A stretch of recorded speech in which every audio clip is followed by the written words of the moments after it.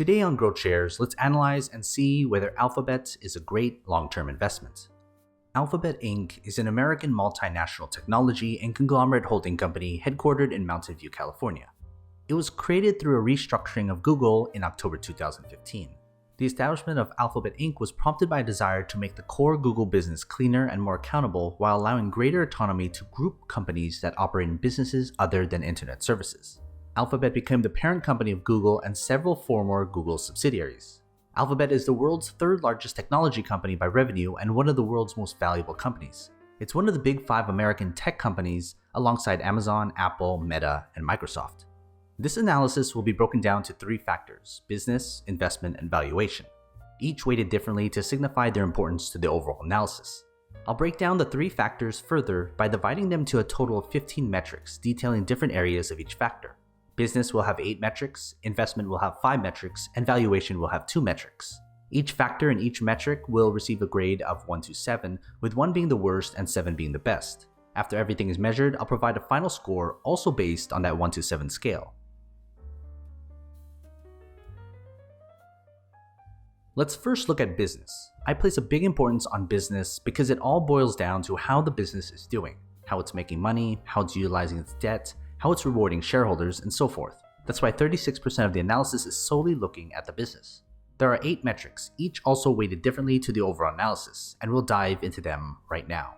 The first metric is price multiple. The price multiple is based on the company's trailing 12-month PE ratio as a way to measure how expensive or cheap the stock is trading in relation to its earnings. The lower the ratio, the more sound the business. Alphabet has a PE ratio of 23.42, and for that I give it a score of 5. The second metric is forward growth. Forward growth is my projection of the company's earnings growth, sales growth, margin growth, and so forth measured as a single percentage. The higher the growth rate, the more sound the business.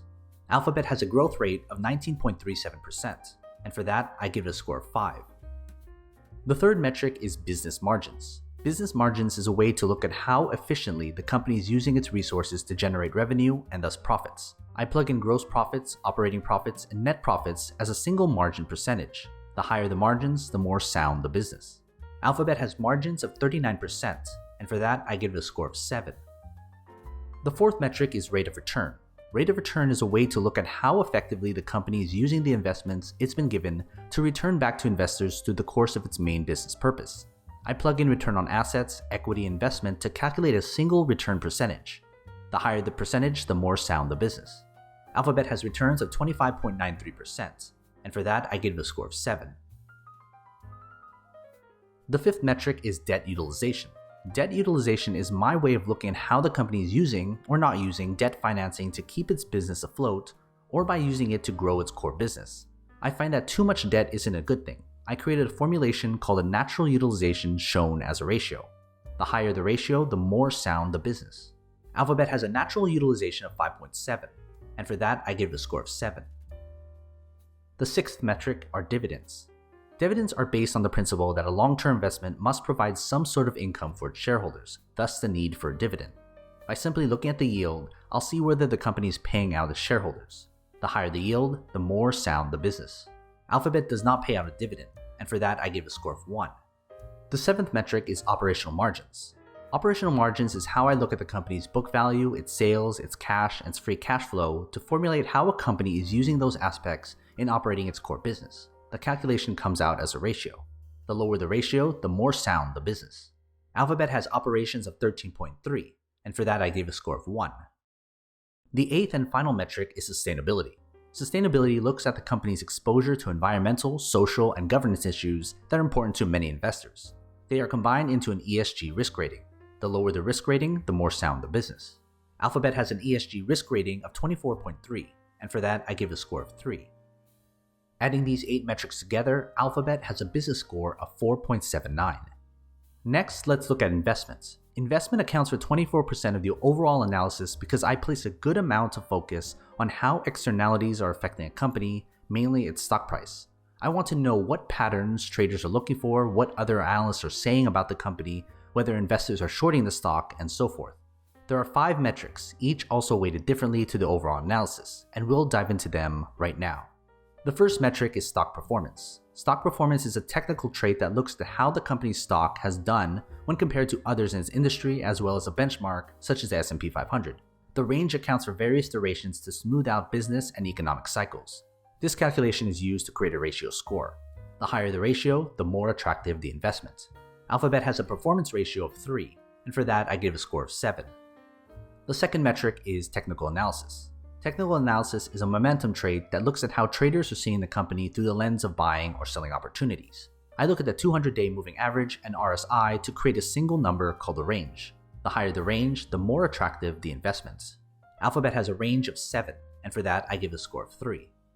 The third metric is short interest. Short interest is basically what percentage of the company's stock is being shorted, thus giving me a sense of the downward pressure investors and traders are putting on the stock. The lower the percentage, the more attractive the investment. Alphabet has a short interest of 0.38%, and for that I give a score of 7. The fourth metric is Wall Street analysis. Wall Street analysis is based on how others are looking at the company. I'm not the only one analyzing the company, and those who offer their recommendations can sway investor sentiment. I combine these consensus picks as a percentage of those who look favorably on the company. The higher the percentage, the more attractive the investment. Alphabet has a buy recommendation 88%, and for that I give a score of 7. The fifth and final metric is institutional ownership. Institutional ownership looks at what percentage of the company is owned by investment firms, funds, and so forth. I want these big players to own a part of the company. It signifies the idea of safety in numbers. The higher the percentage, the more attractive the investment. Alphabet has an ownership of 80.2%, and for that I give a score of 7. Adding these 5 metrics together, Alphabet has an investment score of 6.39. Lastly, let's look at valuation. I place the largest importance, 40%, on valuation, because this factor focuses on the two overriding aspects of my analysis. How dominant is a business, and does its stock price justify an investment right now based on everything I've detailed so far? There are 2 metrics, each weighted differently, and we'll dive into them right now. The first metric is market dominance. Market dominance is what Warren Buffett calls the company's moat. I look at the company's market share, its market cap, its share of sales, its competition, and its barrier to entry as a way to see how close to a legal monopoly the business can get. This is shown as a hierarchy. Alphabet has primary market dominance, and for that I give a score of 7. The second and final metric is fair value price. Fair value price accounts for 30% of the entire analysis because it tells me the entry price at which to invest in the company. All 14 metrics can give me a 7, but if a stock price is too expensive, it's not the right investment right now. I use a discounted cash flow model with conservative growth leaving room for a margin of safety. I compare that price with the most recent stock price and see how over or under the price is to its fair value price. The further the stock is trading below its fair value price, the better the investment. Alphabet has a fair value price of $3,136.66 per share, which I consider to be a bargain, and for that I give a score of 7. Adding these 2 metrics together, Alphabet has a valuation score of 7. With all the metrics graded, we can tally up all 3 factors. Based on my complete analysis of Alphabet, I give a final score of 6.09, which means I think Alphabet is a great long-term investment. I'll also show the price of the S&P 500 and perhaps a year from now make a comparison which investments did better. My investment approach focuses on the long term. It's just easier to forecast and predict over the course of 5 to 10 years as opposed to 6 months or even 6 minutes. I personally buy companies during a short period of time. I don't buy it all at once in one day. I usually take about 2 to 3 weeks, roughly 10 to 15 trading days to build up my position. I'll figure what percentage of my portfolio I want to allocate to a single investment and then divide it by the number of days I'll be buying the stock. I'm a big believer in treating a stock like an actual company because, well, that's what they are. They're ownership in actual companies. The information I provide in this video and albeit in this channel can be found online and in most cases for free. What I do keep proprietary is the use of the information I found. With them, I figured them into these 15 filters, these metrics I went over in this video, and narrow it down to a single final score that simplifies and encompasses the true worth of an investment. And like these kinds of methodology, you may have a different approach to valuing a company. This is mine, and I found that it's worked for me. It might be or might not be perfect for you. You may like more risk, more excitement, but I rather focus on what a business is all about. It comes down to providing a service and whether that service is good enough and priced attractively enough to buy. Of course, it has to be said, this is my analysis and a good score doesn't necessarily mean I own or am buying the stock. Neither does a bad score mean I'm shorting or betting on the stock falling. My approach may not be right for you, so keep that in mind. My research takes about a week to complete, and since numbers, news, and figures change all the time, I usually do my research the week prior to publishing. prices are current as of the last trading day of the previous week, but not always, and the valuation are up to date for a while. But hey, if you made it this far, shoot me an email. I'd love to get in touch with you and talk more. If you want to see me analyze more companies, hit that like button, subscribe to my channel, and share this video with other investors. And as always, take care of your money.